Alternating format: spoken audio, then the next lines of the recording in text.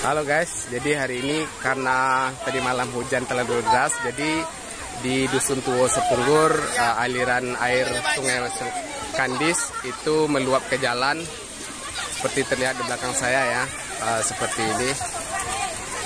Jadi untuk arus lalu lintasnya sangat terganggu karena untuk sepeda motor belum bisa dilewati karena masih debit airnya masih deras dan dalam ya.